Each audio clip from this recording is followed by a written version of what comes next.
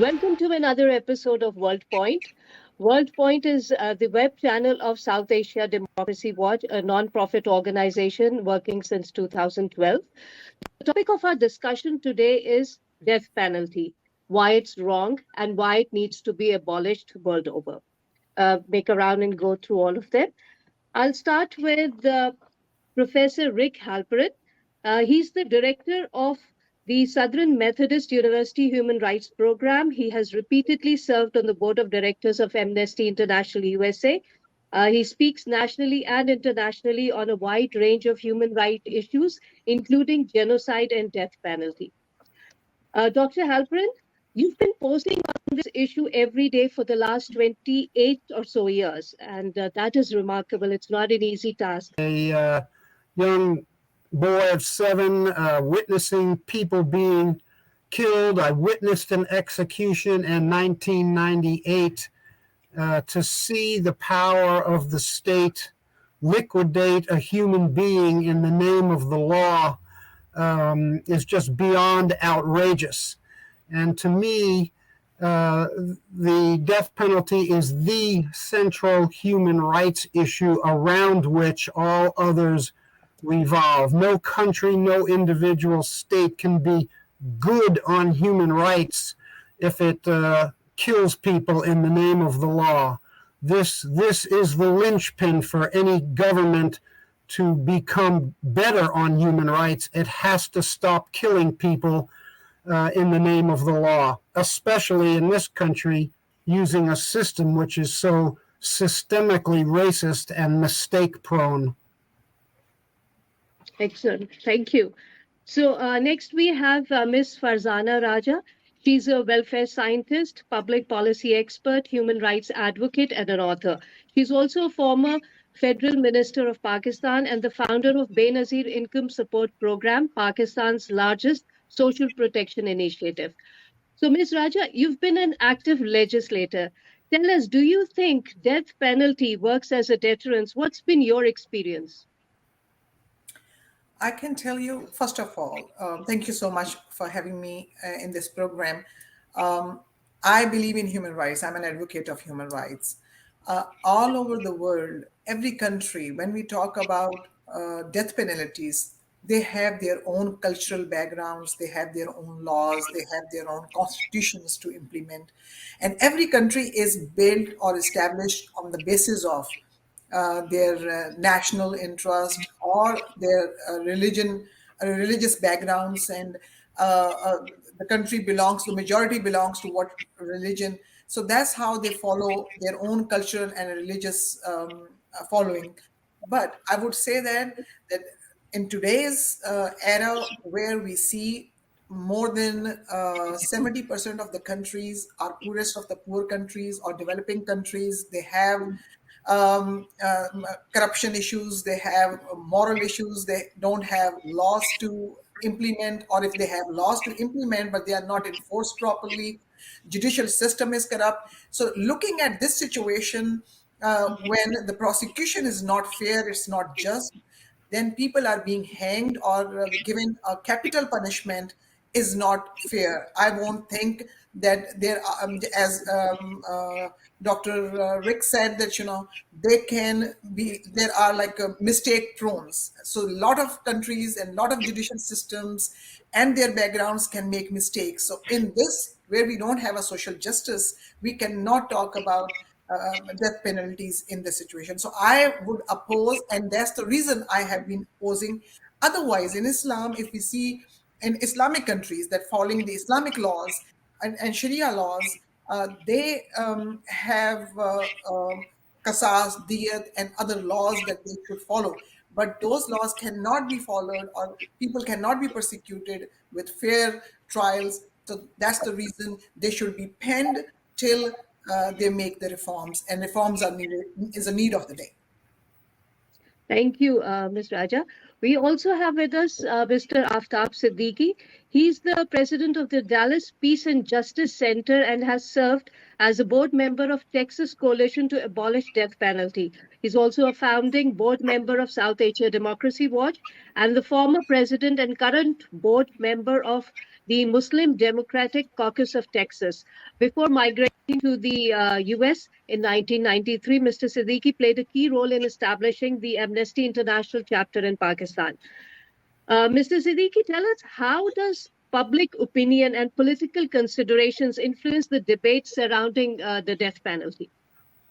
Thank you very much, Manaza. I'm very pleased to be here with such an august panelists.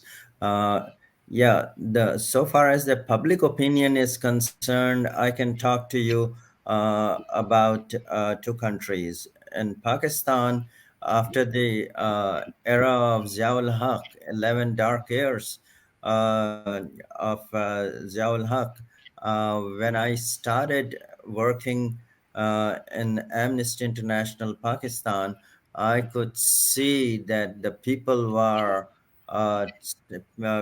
so much more amenable to talk against the torture that was happening in our jails and notorious prisons like Shahi Qila and Attak jail, and the about 1,000 people were executed during that dark era.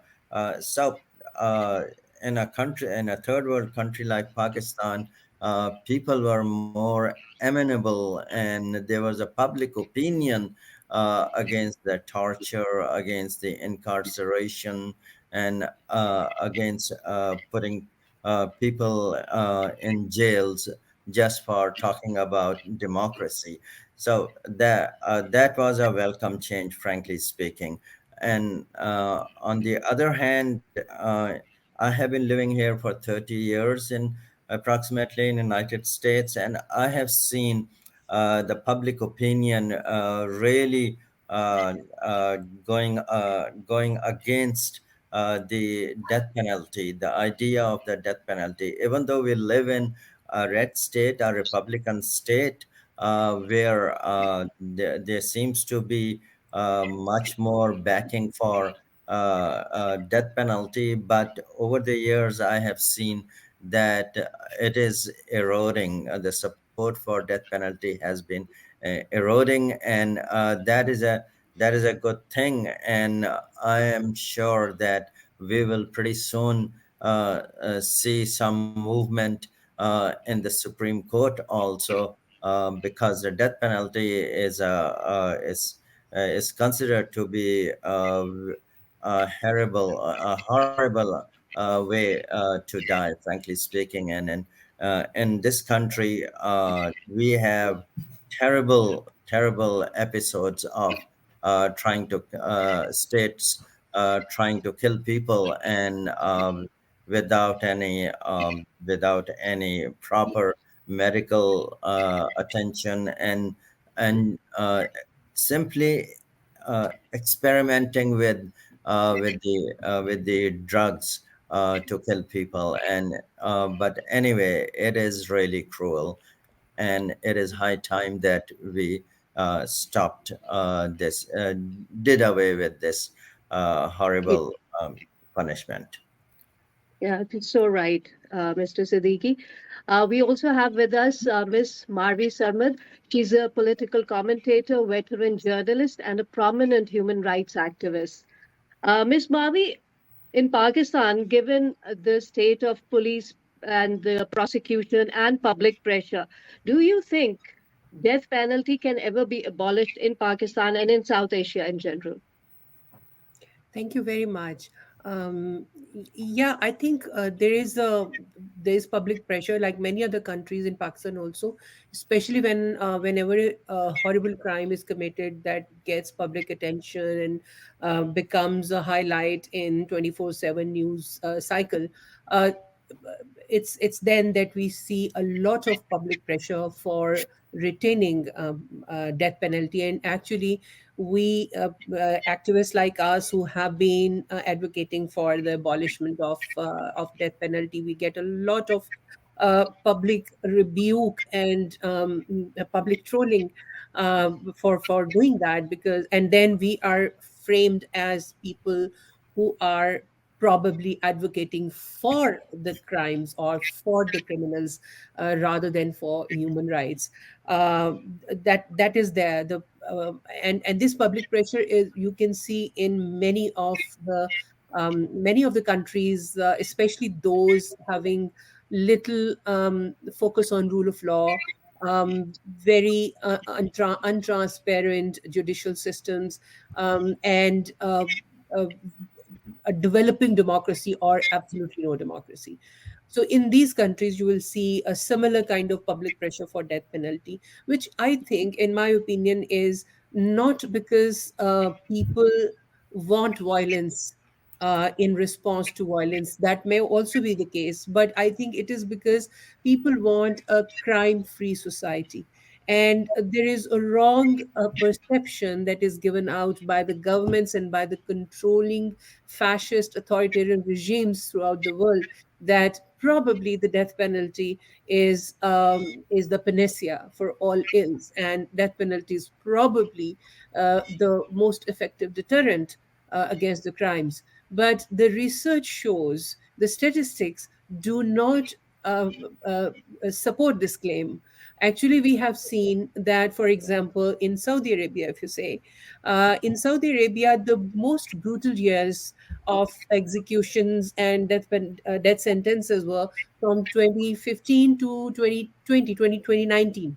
2015 to 2019. These were the most brutal years, where more than 1,200 death executions took place.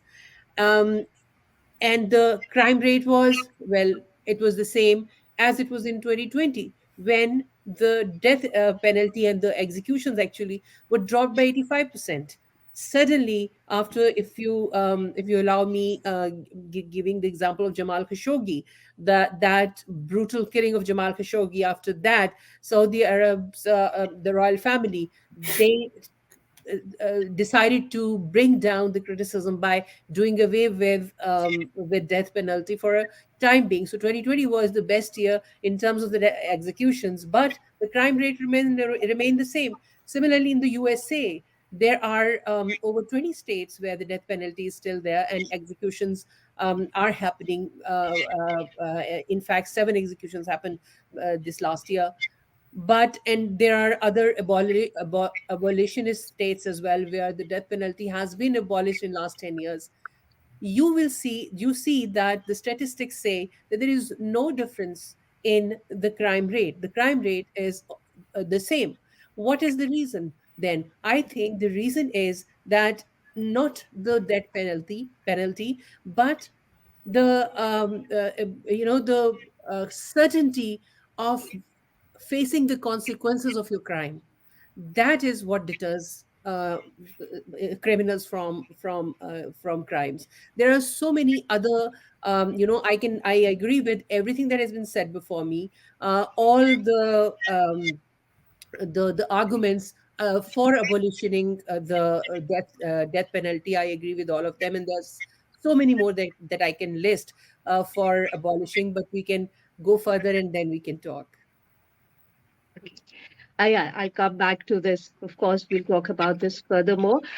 Coming back to you, Dr. Rick Halprin, if I play the devil's advocate here and I say that, in case of some extreme crimes like the killing of children and so on, death penalty can be considered a justifiable form of punishment. What would you say to that? Or do you think it inherently violates human rights? Would you say to that? Well, of course, I would say that no crime ever can justify the death penalty. And of course, using the example you did, all crimes are terrible, and the killing of children among society's most innocent and defenseless people, of course, these crimes are always incendiary in any society where they occur, and they're very emotional, to say the least. And the initial response that people feel, of course, is such extreme anger over the brutality of crimes such as killing of of children.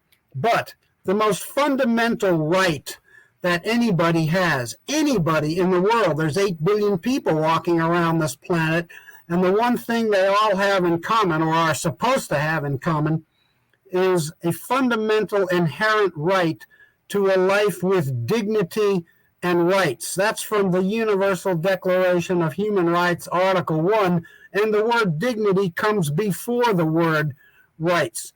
Society has a right to be protected from violent transgressors. There's no question about that. So the issue is not should these people be punished. The question is how should they be punished?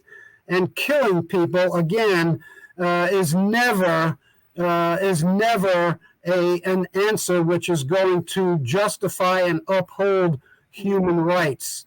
It is using violence, torture to satisfy a primal need, either in politicians or in a community of revenge, hatred, and more violence. It's true, you kill somebody, that person isn't coming back. But the answer to society and its crimes is not using more violence to get to a violent-free society. Just right quick, last night, the state of Georgia executed a mentally disabled person. He was guilty. He did the crime. There's no question. But on the death certificate of that person, and on all U.S. death certificates, when it says the cause of death, it's listed as homicide. So this is what the state does. It murders people in the name of the law, and that just doesn't move society forward in any healthy way, ever. Oh, that is quite interesting. I didn't know about this death certificate, what's mentioned. It's horrific. Um, Miss Fardana Raja, I'll come to you now. In a country like Pakistan and South Asia in general, what are the pressures that governments have to face in legislating the issue of death penalty? You've been part of the government. Can you just tell us something about those pressures? Yes, I would like to. This is a very important question. And before I reply to this question, I would go back to Rick's point. Dr. Rick said that about Georgia, because I live in Georgia. So when I saw this on news yesterday, I was shocked. And this was like after long, long time, this was the first this capital punishment that was given to an individual. And everybody was sad, even the reporters, they were not able to report, no, in their proper like a senses, they were not able to explain things well. So of course people get emotionally charged with this type of situation, and that's the reason everybody says that everybody has a right to live. We cannot take the right, even though even I'll come back to Pakistan situation, but I would say that many religions, when the countries like Pakistan, for example. Now, first of all, I reply to that and then I come back to my point that in Pakistan legislation, the big issue is the religious political parties, because they think that Pakistan should follow the laws, because Pakistan is made on the name of religion, right? And religion is Islam. So according to Islam, there are laws, Sharia laws like Qasas and Diyat and other laws, and they should follow, Pakistani government should follow that, or judicial system, rather than abolishing the death penalties. But in Islam is a beautiful religion in which has been said clearly that parents of the deceased or the family of deceased have all the rights to forgive the person who have killed someone. So this shows that Islam religion or any other religion gives an opportunity to others to decide on their family's behalf. So I would say that taking the name of a religion and exploiting human rights and people's rights is the only thing that is coming on the way. And political parties are hostage by these religious political parties and fundamentalists. That's the reason in Pakistan and most of the parts of South Asia and many other countries, Muslim countries, they're basically basic issue is the religion which is coming on the way. And I would say that, even United Nations came forward, and 120 countries have passed the resolution against the death penalty and abolition. But all superpowers would say that, and developed countries, especially USA, did not support that resolution. But those 120 countries who have supported this resolution, those countries, their own systems, they are mostly developing countries, but their systems are not established. They don't have reforms. That's the reason I was saying my basic point was that they are against that. That's a good point. But implementation is a problem, enforcement is a problem because of the unjust systems and the corruption in the system. So it's a systematically taking lives of people. And this death penalty is being used in these countries as abused, I would say, not used, abused in these countries, and especially politically, even on the name of terrorism as well, calling someone a terrorist, and it's very easy to hang them. It's very easy to blame them and hang them. And Zulfikar Ali Bhutto, Prime Minister's example, is in front of everyone in Pakistan. And recently, Supreme Court has declared that that was judicial murder. So that was not uh, a punishment. So I would say that, because of the systems of these countries, and these countries should focus on reforms and take all religious political parties on board to come out with the solution, and take people of the country in confidence as well, because they should have a say in legislation. Unfortunately, in developing countries, people of their own country, they do not have a say in legislation, even though we call them elected governments. But the problem is because democratic systems are not enriched or strong enough to take the people on board. Yeah. Are you talking about grassroots representation and democracy at the grassroots level? Yes. Thank you so much. So, Mr. Aftab Siddiqui, I'd like to ask you, we talked about it also in our previous conversation, and I'd like to raise that issue again. How does the cost of implementing the death penalty compare to the cost of life imprisonment without parole? You mentioned some very interesting statistics. I'd like you to share them with us. Okay. Um, Over the last few years, Dallas Morning News, which is a conservative newspaper, and it's the major newspaper in Dallas area, they had really put in a team of journalists to try to understand the cost of going through the execution versus the cost of life without parole. And very interestingly, they came out with the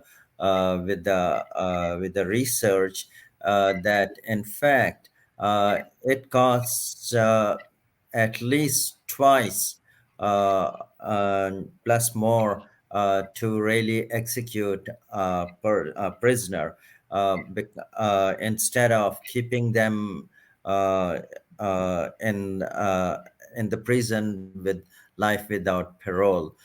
So that was very interesting. And remember, the way the system works here, that if a prisoner gets convicted with a death penalty, then he or she gets an automatic right of appeal, and it goes through different courts and all that. So it is a long process. People are on the death row for years, probably more Yes, than a yes. decade or Mm, something like mm. that. Rick would probably have the average facts and figures better than me, because he has focused. He's really focused on it. But frankly speaking, if I look at the Pakistani legal system, there also, whenever a person is convicted and given death penalty, he or she has the right of appeal, and it goes through uh, upper appeal courts, then upper courts, and eventually, even some of these appeals have gone up till Supreme Court. It is besides the fact that a tragic fact that there was one person whose appeal went to the Supreme Court, and by the time Supreme Court heard his appeal, he was executed. And Supreme Court, a couple of years later after his murder, said that, oh, he shouldn't have been killed and given the death penalty. So the finality of this punishment, that is the thing, that there is nothing that you can do to bring back or do anything about that. So, and from the Islamic perspective also, if you look at it in the Quran, it's very clearly said that an innocent, if you kill an innocent human being, then you have like killed the entire humanity. So our system in Pakistan, and even in United States, is so biased against the indigent people, the minorities, people who are on the margin, that I think that it is much more better to do away with the death penalty. And I would say, yeah, the politicians have to be brave enough. After all, Pakistan People's Party, I think President Zardari in his first term did put a moratorium for 4 or 5 years Yeah. on executions. So if he can do it, so the others can do it too.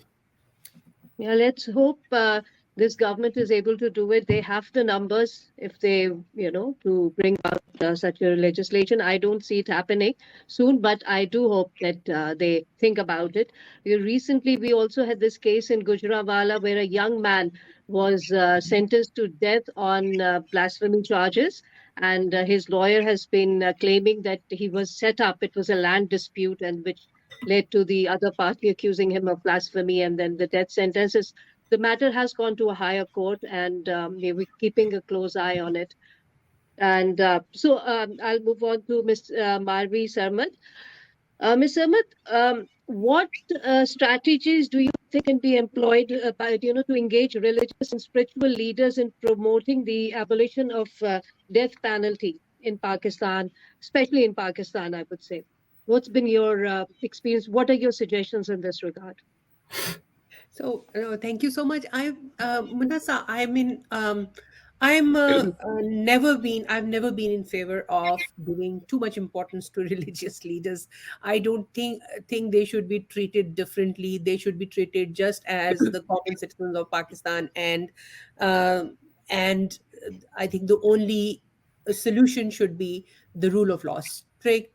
Strictly, uh, law should be applied on everyone. Irrespective of the social hierarchical position, irrespective of your position as in the elites of the country, irrespective of your ethnic background or religious background or any kind of other variables. I think that should actually address the problem. But doing the devil's advocacy, how then what then can be used as the deterrent for crime? And what if the religious leaders, especially in a society like Pakistan, where they have a lot of clout, they are very very powerful leaders. What if they become a permanent problem, a permanent hindrance in the way of abolition of things like death penalty? Because we have seen their role in, say, misuse of blasphemy laws. No government, no political party, no one, not even now, we are seeing, witnessing the times when not even the activists, human rights activists, are able to say that this law needs to be repealed. No one has we have lost all the ability to say that because of the unchecked clout and power of these so-called religious leaders over the minds of the people, and how the successive governments have allowed this violent control of minds happen. And all of these so-called religious leaders, escape the law. No one can touch them. So I think a rule of law is my go-to solution for that. For deterrence, we must understand, we must make our people understand that death penalty is no deterrent for anything. The only deterrent for crime, including terrorism, has to be the rule of law. But yes, for terrorism, since terrorism is different from the usual crimes, it is ideological. In almost all cases, it is ideological. It is motivated by by a political or religious view. In that case, the deterrent is certainly not death penalty, because the terrorists are out there to die themselves. They kill people by killing themselves. So how can death penalty is laughable? I mean, how can death penalty be a deterrent for a person who is ready to die? So this, I think, this needs to be rethought and thought with an open mind. And this debate needs to be had in countries like ours, especially countries like us. But we need to be prepared to counter that ideology. We need to be prepared to bring the counter arguments against the ideologies of hatred and ideologies of violence.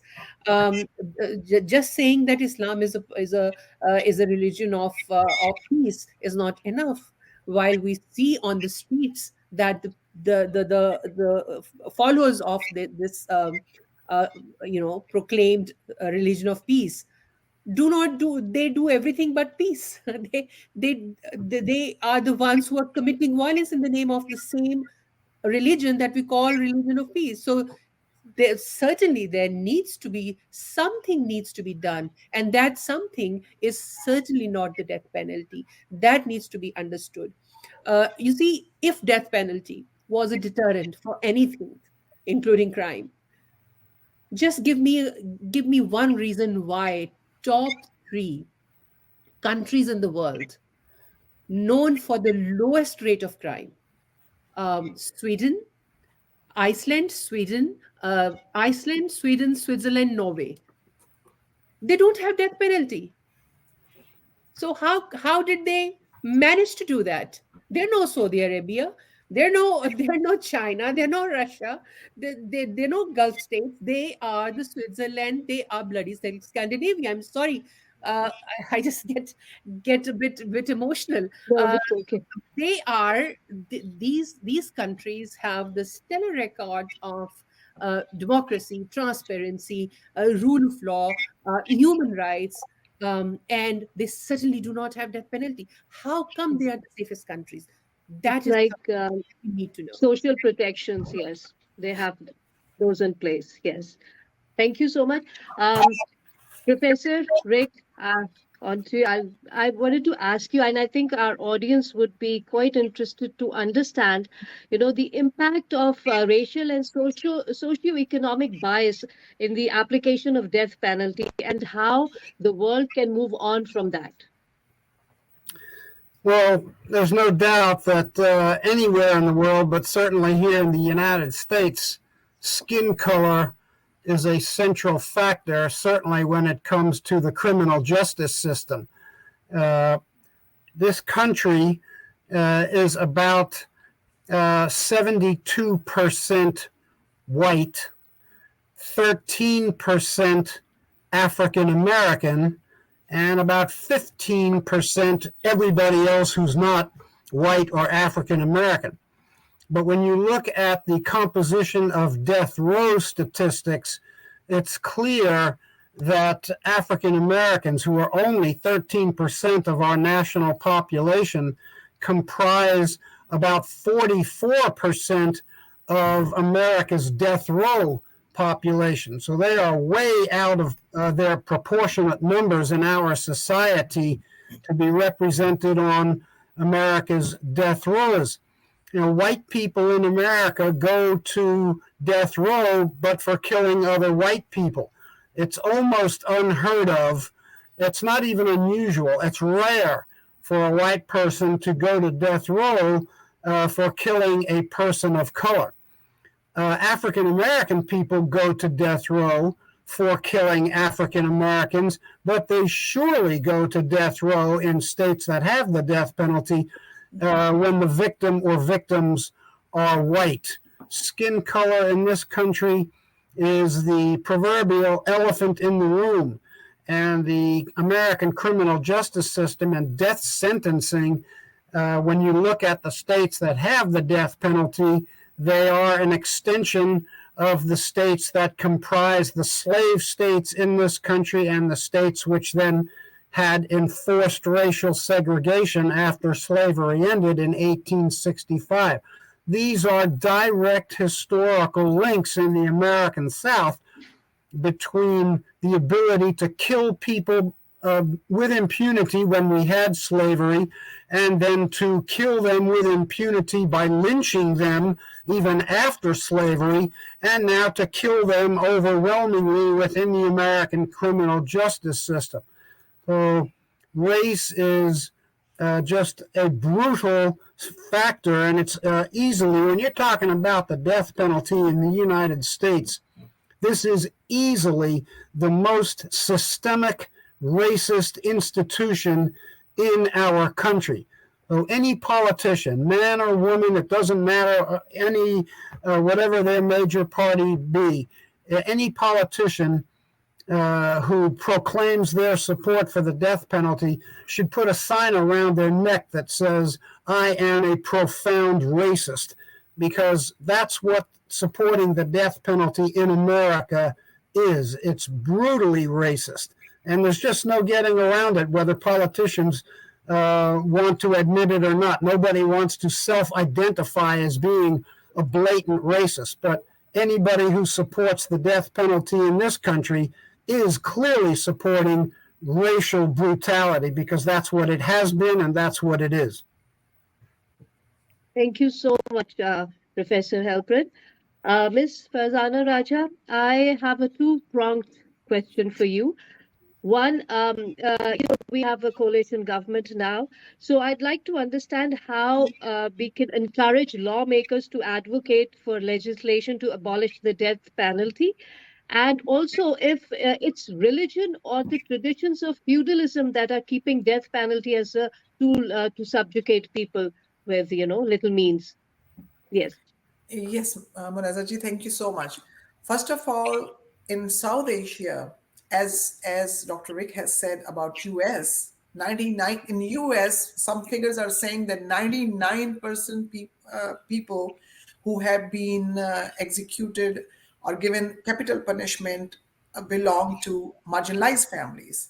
This number goes down the line all over the world, even in developing countries. Majority of the, even I've seen a report by in Dhaka in Bangladesh at latest research. I was just looking at it, and they are saying the same thing, that disproportionately marginalized families have been given death sentence or capital punishment as compared to the rich people. And of course, crimes happen, and crimes have been committed by the every walk of life and everyone. But looking at the death rolls, you will see that majority belongs to marginalized families. Why? Because they don't have resources to fight their case, whether they are right, whether they are wrong, whether they have committed the crime or they have not committed the crime and they are innocent. But they don't have enough resources to fight or to prove themselves. Coming back to the point that Pakistan, political parties need a political will. Political leaders need a political will to come forward and to do the legislation, to do reforms. In everything, I'm just saying the lack of political will is the obstacle right now you will see in any legislation. When everyone's interest is different than the reforms, if we are all fighting with each other that who will become the top person of the country, and if the other person comes in, the opposition starts dragging their legs. So if we are involved in that for a long time, I think we'll get defocused from the real sense of democracy and the cause of democracy and the cause of these governments, that why we are here in government. We are there to help people, to do legislations, to do reforms, to do to make better policies and good policies for the people of the country. But unfortunately, that's what we don't do. So that's how, as it has been said already, that Mr. Zardari, when he was the president, he stopped the capital punishment. He held it for some time, for 4 years and 4.5 years, till he was in the office. But he was a powerful president, and we could have made the legislation. But because of these coalition governments, and Munazaji, you said that coalition governments, when we are in coalition, every political party has its own policy and agenda. And to keep the government going and the system going and running, we need to keep everyone happy. And if we are in that situation, so that's the reason we cannot implement many things. But I would suggest that a political will is the key, is a vital step to move forward for this. And I think this is the high time and this is the right time they should do it.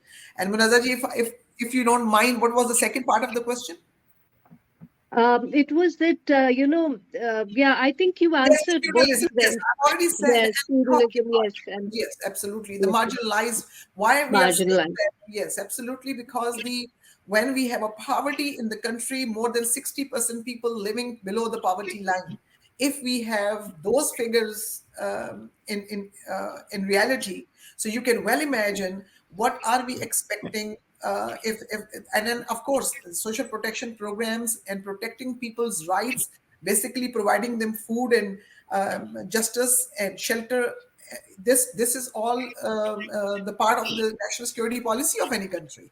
So this is the failure of the national security policies of any country, when they cannot provide the basic needs to the people.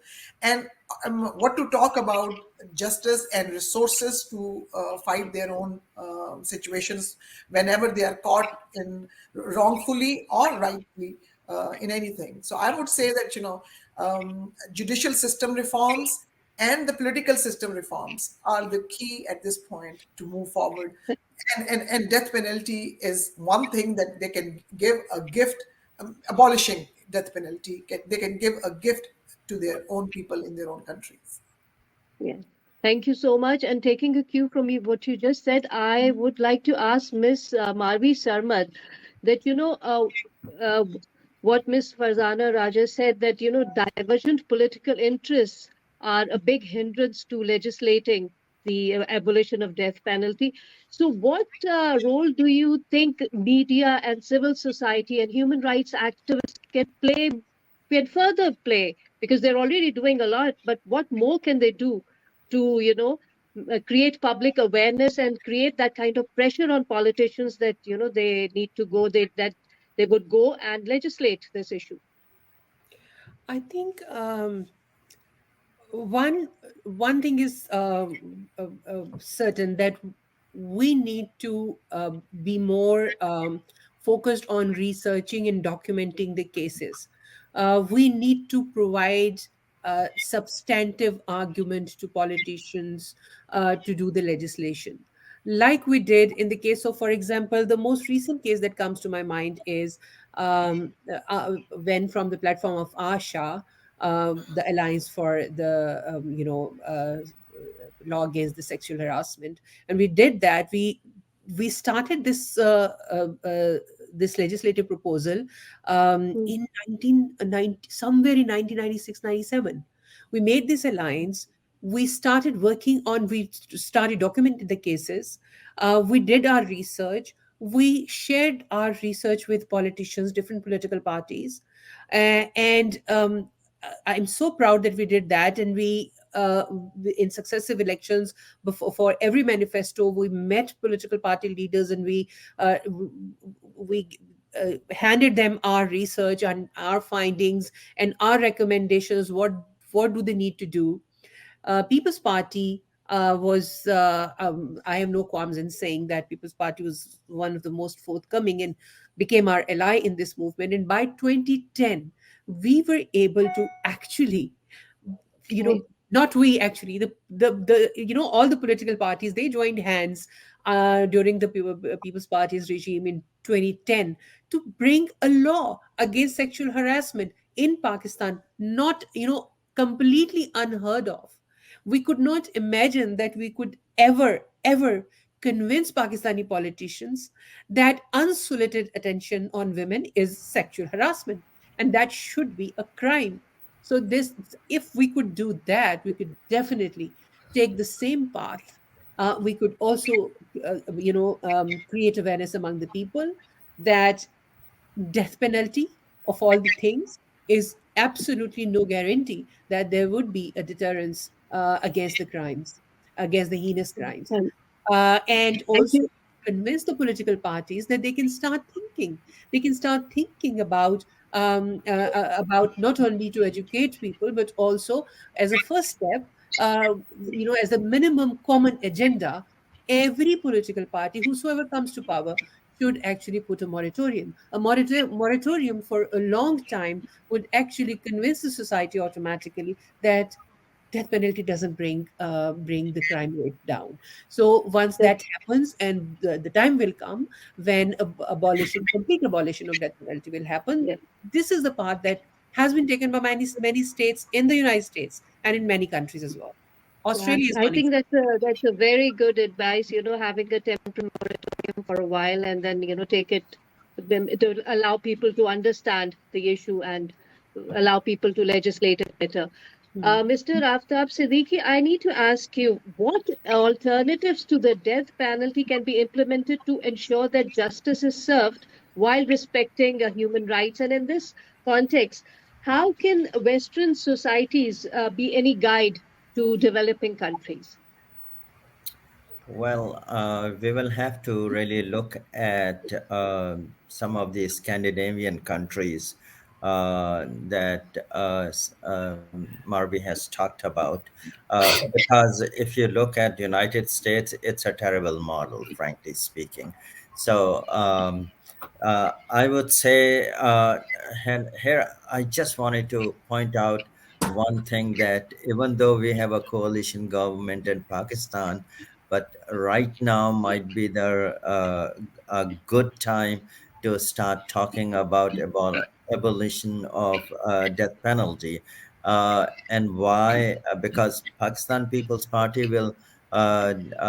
should be supporting it, will be supporting it, and I think that Imran Khan's party will be supporting it because of threat of military trials and death penalties and all that. And I'm sure Mr. Zardari can convince the Prime Minister and his party, the Pakistan Muslim League Nawaz Group, to really work on it. So I do think there's an opportunity there if somebody shows initiative that it can happen. Okay, and of course, so far as the Pakistani system is concerned, um, I would say that there are a few individuals who are doing a wonderful job, and I do wanna just mention Sarah Bilal's Yeah. work, and she has worked on the death penalty, and so far she has been able to save 40 people who were really given death penalty.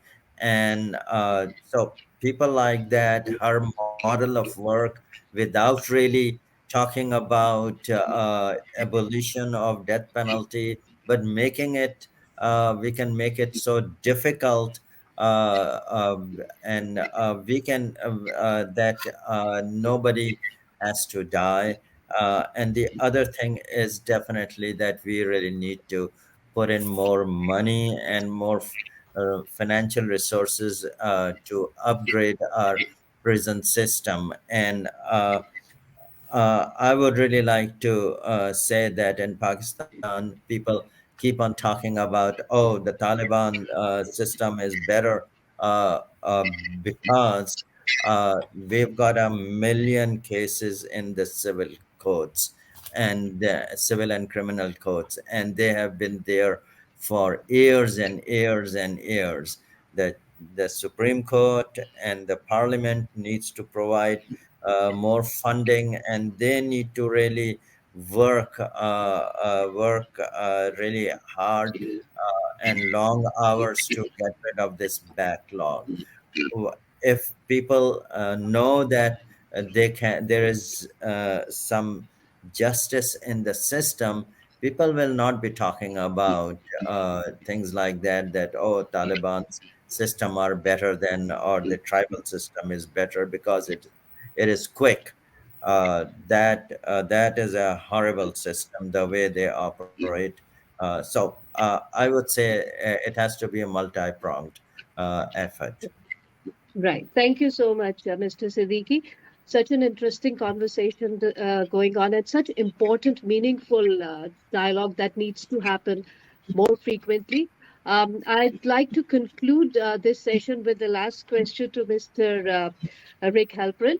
Mr. Halprin, it's again a two-part question that would also help, wind up the program. One is how can we address the concerns of victims' families while advocating for the abolition of death penalty? And also, do you think diplomatic efforts and international human rights treaties and conventions do they really play an important, a positive part in in ending death penalty and convincing countries to abolish death penalty? Okay, so victims' families, and I'll just speak about this country, but I'm sure it's basically true around the world. Yeah. Victims' families are just as divided on this issue as society itself. There's no single answer. Victims' families have the wide range of views on the death penalty, from supporting the death penalty to being deeply opposed to the death penalty. And the two greatest crimes in the United States, the 9/11 attacks, that perpetrator, Mr. Moussaoui, Zacharias Moussaoui, got life in prison without parole for 2,973 murders, and most of the victims' families supported life in prison without parole. For the Oklahoma City bombing, the worst case of domestic terrorism in the United States, 168 people were killed.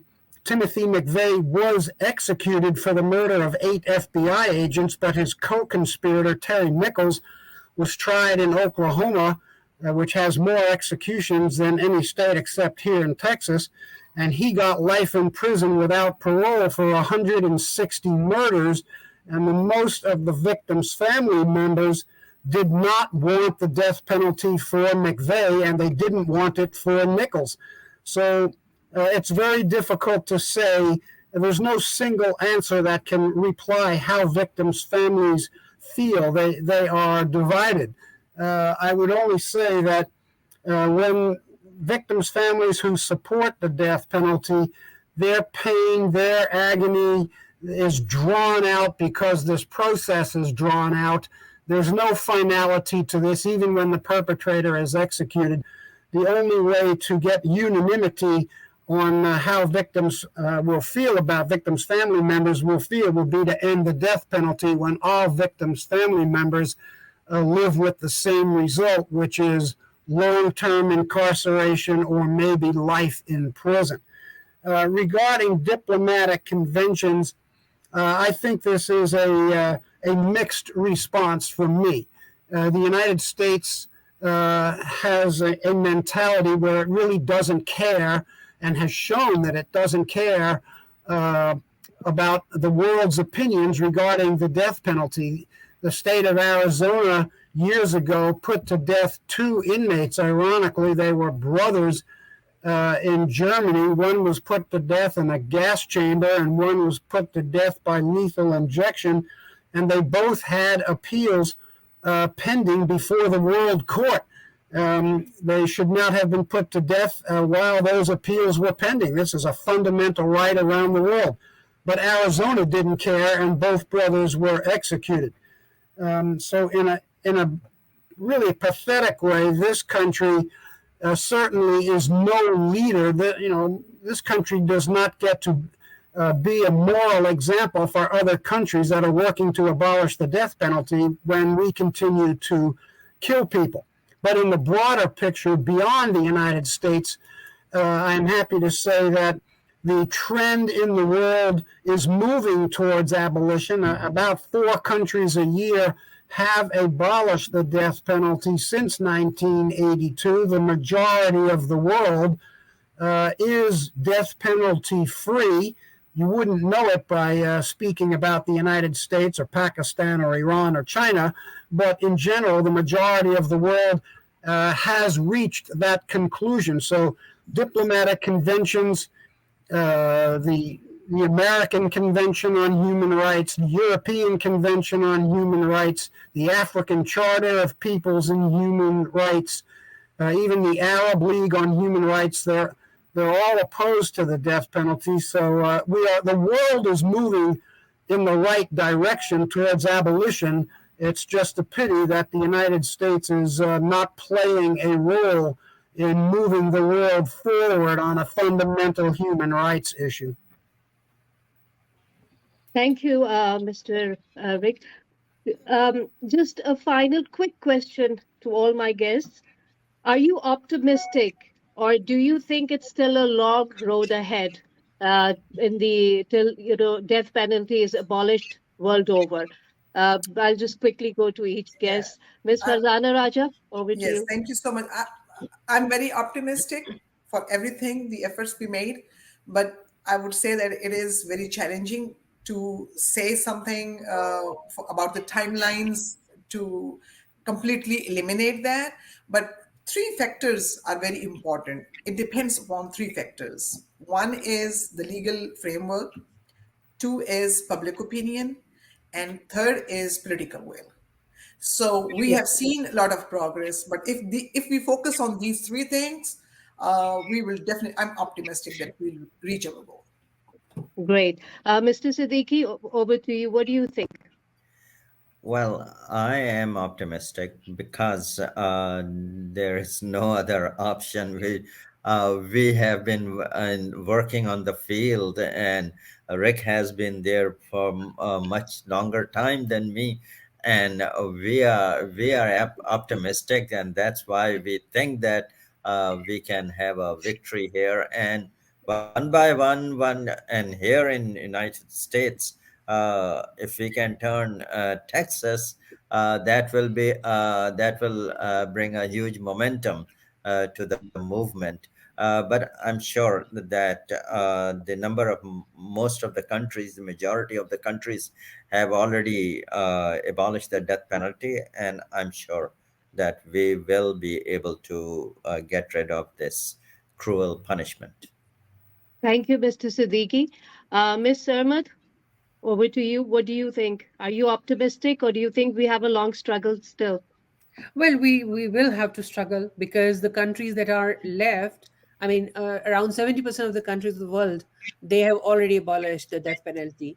But the 30% that left are the most difficult ones, in the sense that they are completely stuck in time, and they are difficult ones in the sense that that there's, democracy is not very strong there, and the respect for rule of law is quite flexible there. So I think this is the most difficult part, but I'm still optimistic because over the period of last 50 years, I would say, well, okay, 70 years after the World War II, we have been able to get rid of death penalty in 70% of the world. It's not Okay. difficult to do this rest of the Okay. 30%. So I would leave it that to that note. Professor Rick Halpern, uh, like Ms. Sarmat said, the last few, like last 30% is the stubborn bunch of countries that are, it's difficult to break barrier with them.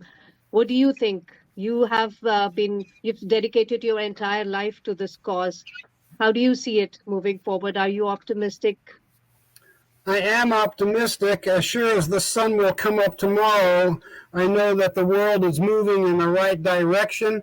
Of course, I'm selfish enough to want to live to see the abolition of the death penalty in my country and this world. But even if that doesn't happen in my lifetime, because this is an endurance contest around the world to try and change the human heart.